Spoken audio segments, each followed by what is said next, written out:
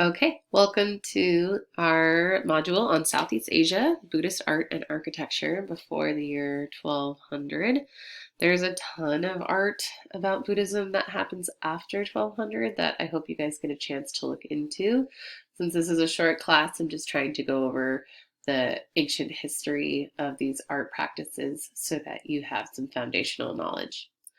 So first, I want to apologize for how I'm going to mispronounce some of these Indo-European and Sanskrit words. It's not my first language. And if anyone is negatively impacted, regardless of my good intentions, I reassure you that I'm always trying to learn the proper pronunciation and will do better as a commitment to education. So for context, please watch the video that is posted in the module on the Great Stupa. Some key questions for this lecture are: how do the objects of Buddhism how do the objects from Buddhism illustrate the main tenets of the faith for the practitioner? How and why did Buddhism move from an aiconic based practice to an iconic one? What role did the trade routes play in the dissemination of Buddhism and the subsequent creation of Buddha's image? And how did visual culture of Buddhism influence Hinduism? And why are there so many deities in Buddhism and Hinduism? And why do they look the way they do? So keep that in mind for the rest of the lecture. Those are the big questions that we want to be answering. The timeline is going to focus on the year 200 BCE to the year 900 CE in the early Pala dynasty.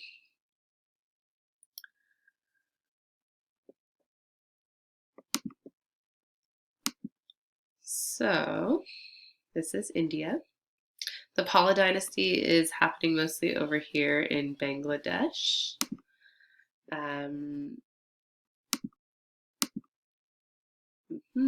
So this is that great stupa that we're going to hopefully talk about later. I hopefully would have you guys look at that link. Here's some examples of how it compares to other architectural feats for sacred purposes and for state political purposes. This kind of dome on top of a square or rectangle or octagonal shaped building is a commonly repeated form of architecture. Hang on one second. So India is home to several major world religions. Hinduism, Jainism, and Buddhism originated in India, and Christianity, Islam, and Sikhism were they reached India later on. Some of the major temples that were constructed out of stone have all survived in India, but the cities and palaces that were made out of brick and wood did not survive the heat and humidity of the region. And we'll study more about those religions as we go. The people that we want to focus on that are kind of the roots of Buddhism are the Aryas. They're kind of the roots of Hinduism, but Buddhism stems off of Hinduism. Aryas refer to themselves as the noble ones, and that's what they speak Sanskrit, which is one of the Indo-European languages. They started the Vedas, and it's a sacred text considered a piece of knowledge, which has been transmitted orally for like 1,000 years, and only in the year 1300 BCE was it written down. The Vedas are separated into 4 groups, or Vedas. There's the Samhita, Brahmana, Aranyaka, and Upanishad. And it can be seen from the division that the Upanishad forms the last part of the given Veda. And that's the part that was written down in 1300 BCE. And it provides a picture of nomadic people, particularly the Aryas, who lived along the Indus River. And their primary occupation was stock breeding. Their superiority over the Indus Valley was due to their horses and spoke-wheeled chariots, which they brought to the Indus Valley. It hadn't been there before. And they brought more efficient weapons. And then they organized themselves into groups that held regular assemblies, and they were part of the sacred cults that held regular sacrifices. They considered the local people who were dark skinned, they were called Dasas or Dravidians. They considered them inferior and called them non sacrificers. According to some Indian scholars, this attitude was what set the motion for the caste system, which is a way of organizing people in these kind of class structures that never get to change. And we'll talk more about that as we go, especially when we talk about Hinduism in the next upcoming module.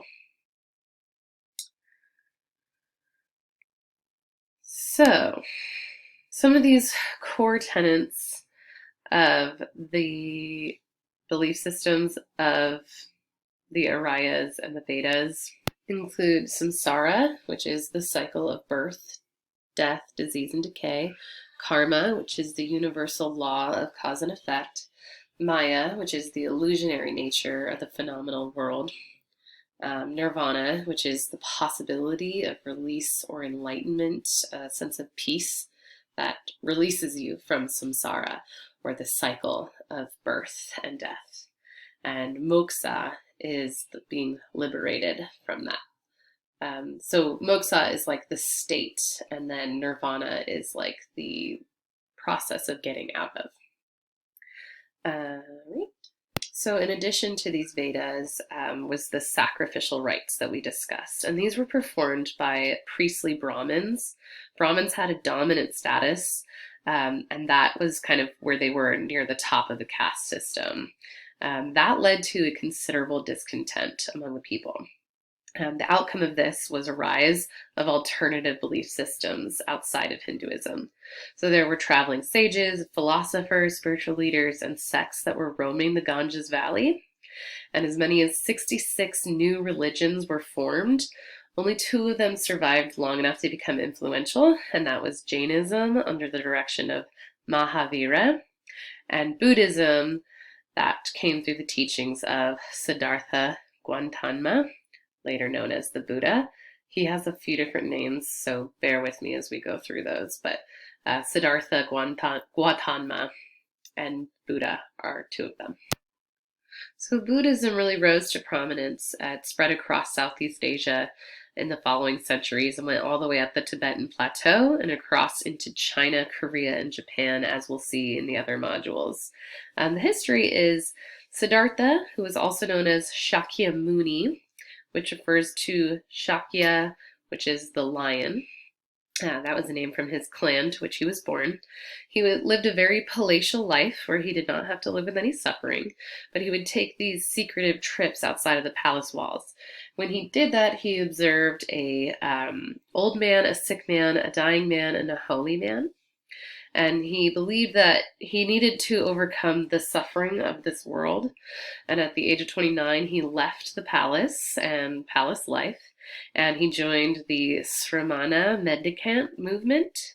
It was an extreme ascetic movement, and it was pretty common in the region, but he didn't consider it something that could actually be a solution to the suffering that he witnessed.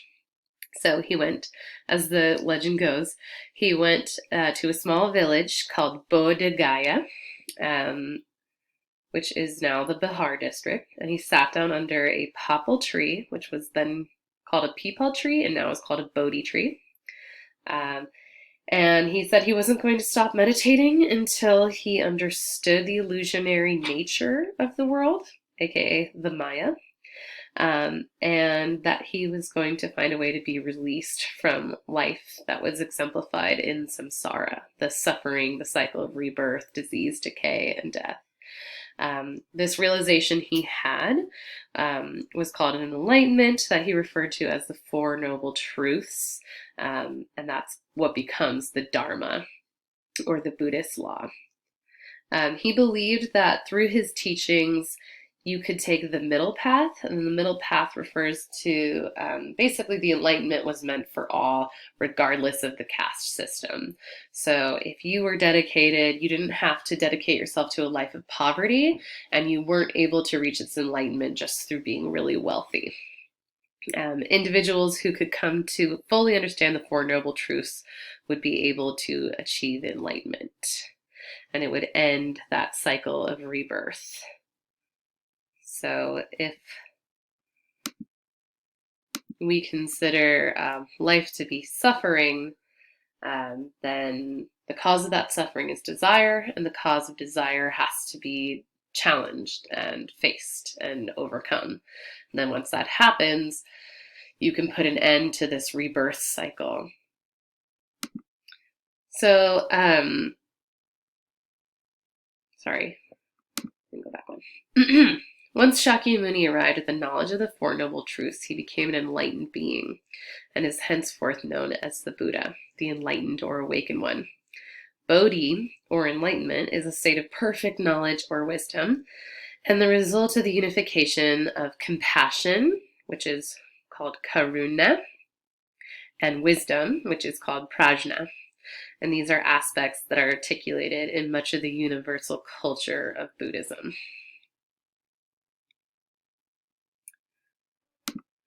So another typical scene that gets depicted throughout the centuries in regards to Buddha is the Buddha preaching his first sermon. He has his hands in a mudra, which is a hand position. This one is referred to as the Dharma Kakra Mudra, and he's turning the wheel of the law of Dharma, which symbolizes the spreading of the Four Noble Truths to all directions.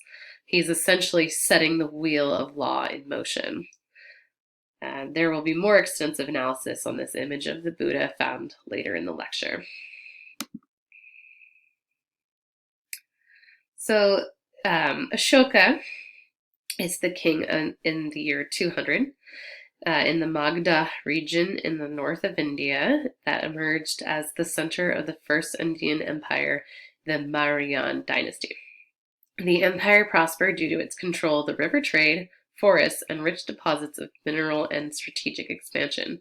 The third emperor of this dynasty was Ashoka, who came to the throne 218 years after Buddha's enlightenment. Buddhism did not become the state religion, but through Ashoka's support, it spread widely and rapidly. A note about patronage here is that art historians often use royal empires to label or date religious objects, especially architecture. This is often a non-productive method since it was the laity who also commissioned these objects, so regular, ordinary people. Oftentimes it was members of a royal family and not even the ruler himself. So keep that in mind. Oftentimes rulers were devotees and would try to consolidate religion and politics. So one of Ashoka's first artistic programs was the erection of these pillars that are scattered throughout the empire, some of which had edicts inscribed upon them. The first pillar was discovered in the 16th century, and the edicts were translated in the 1830s. Since the 17th century, or year 1600, 150 Ashoka inscriptions have been found carved into the face of rocks and cave walls, which, along with the pillars, served to mark his vast kingdom that stretched all across northern India and south to below the central Deccan Plateau, and in areas known as Nepal, Pakistan, Bangladesh, and Afghanistan. So that's a huge expanse of land that he has marked with all these pillars and rocks and caves. So the rocks and pillars were placed along trade routes and in border cities where the edicts could be read by the largest number of people possible. And they were also erected at pilgrimage sites such as the Bodh Gaya, which is the place of enlightenment, in Sarnath, the place of the first sermon, and Sanchi, the site of the important Buddhist architectural structure, that supta that we were going to talk about later, but I also strongly encourage you to check out that video. So I'm going to go ahead and pause this here. Please open up the second video of this module.